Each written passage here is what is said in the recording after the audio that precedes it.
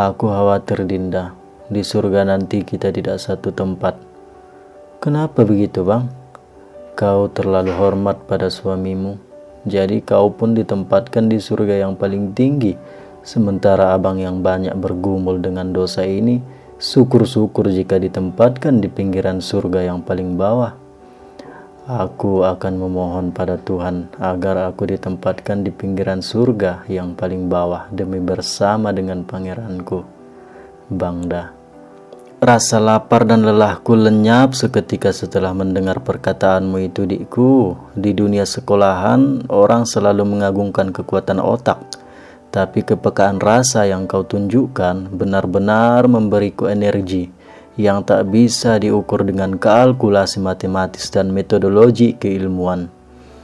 Aduh, bang, aku tak paham maksudnya. Tolong jelaskan padaku yang miskin pengetahuan ini. Kehidupan kita sederhana Dinda, tapi kita berbahagia. Kau memiliki keterbatasan fisik, tapi itu masih lebih baik daripada kerusakan perilaku dari orang-orang yang sempurna secara fisik. Di tengah malam dalam keadaan aku lelah, kau menyambut dan berdiri di hadapanku meninggalkan kasur tidurmu. Aku benar-benar melihat kasih sayang Tuhan padaku lewat dirimu.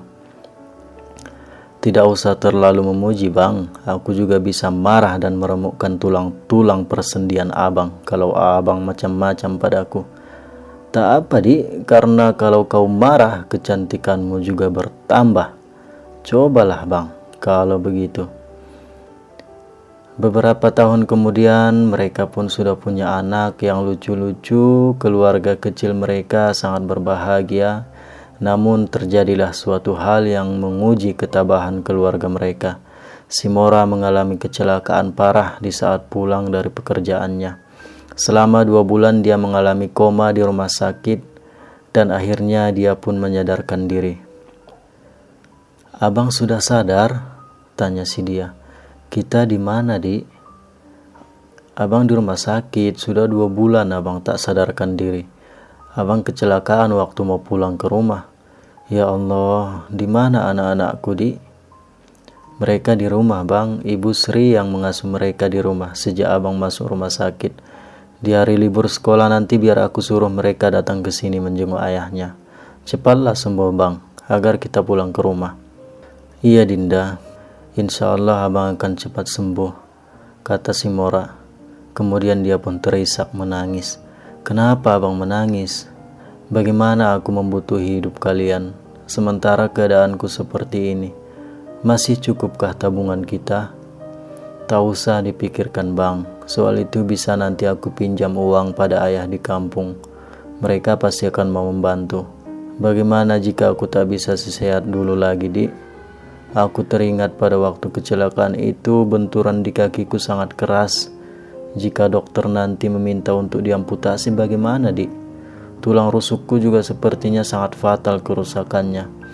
Masih berartikah diriku ini? Sementara keluargaku masih membutuhkanku. Adakah niatmu untuk meninggalkanku? Kata Mora. Dia mulai frustasi dan berkeluh kesah dengan keadaan yang menimpanya. Abang tak perlu berkata seperti itu.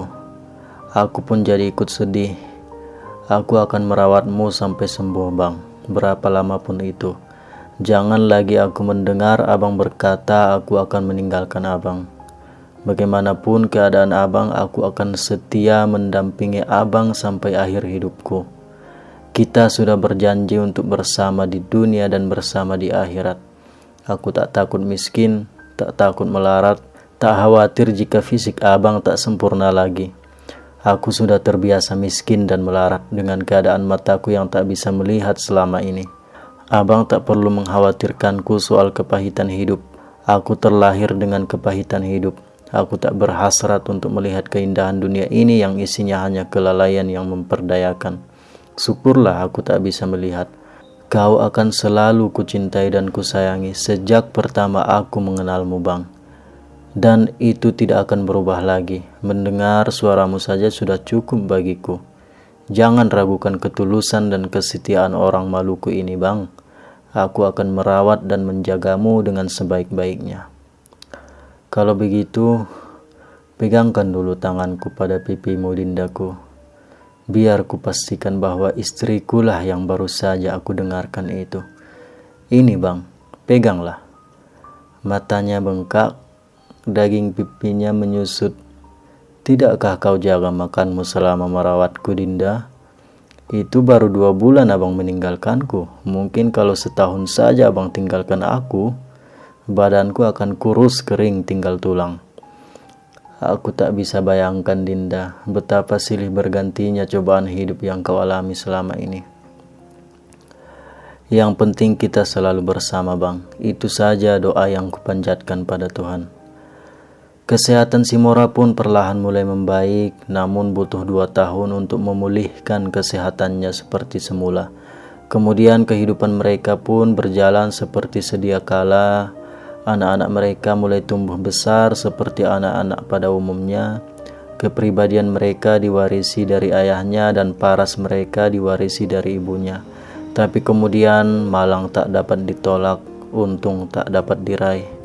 Di saat sedang di kamar mandi, si dia terpeleset jatuh dan kepalanya terbentur keras di bagian belakang.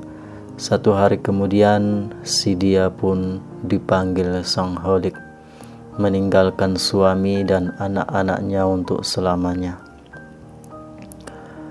Aku memang mengharapkan hidup bersama hingga usia senja dengan si dia. Namun jangankan fisik dan materi, kata yang terucap dari mulut pun adalah milikmu semuanya, Tuhan. Kau yang berhak, Kau yang merencanakan, dan Kau yang memutuskan. Aku tetap bermohon padamu bahwa dia jugalah pendampingku kelak di alam surga yang telah Kau janjikan. Tabahkan jiwaku, kuatkan diriku untuk membesarkan anak-anakku. Tetap bimbing kami di jalan-Mu hingga tiba hari yang telah Kau tentukan, Tuhan.